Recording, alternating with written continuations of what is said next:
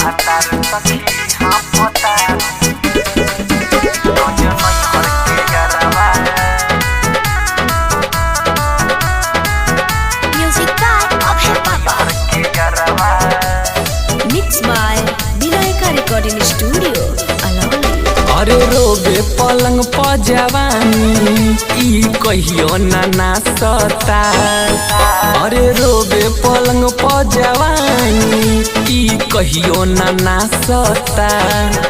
मिलल मौगा भातार सखी हाँ पता रोज नहीं हर के यरवा भोरी चाटता।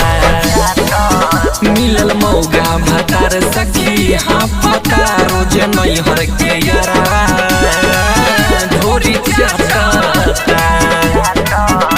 अरे रोबे पलंग प जवानी ई कहियो ना सता।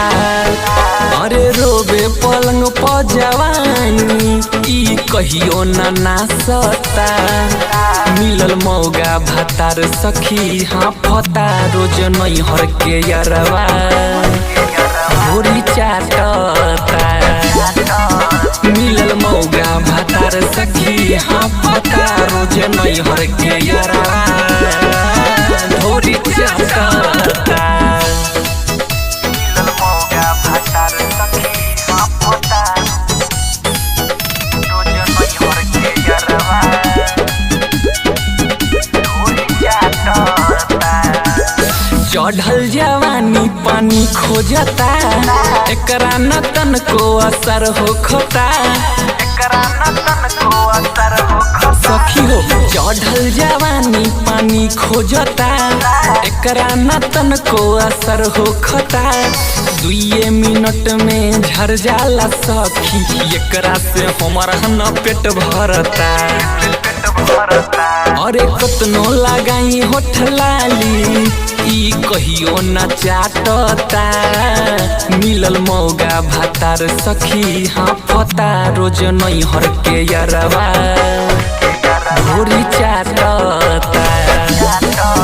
मिलल मौगा भातार सखी हाँ पता रोज नहीं हर के यरवा भोरी चाटता।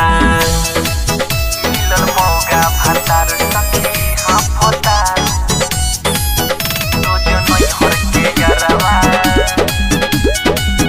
भोरी चाटता। मरद न दरद देला सखी करे न हो वाला खेला सखी।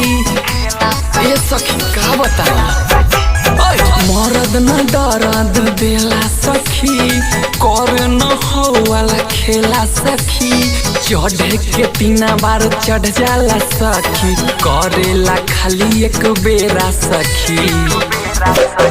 ओकरा चोली खोले नहीं आवे माधोपुरी से पूछता। मिलल मौगा भातार सखी हाँ पता रोज नहीं हर के यरवा भोरी चाटता। मिलल मौगा भातार सखी हाँ पता रोज नहीं हर के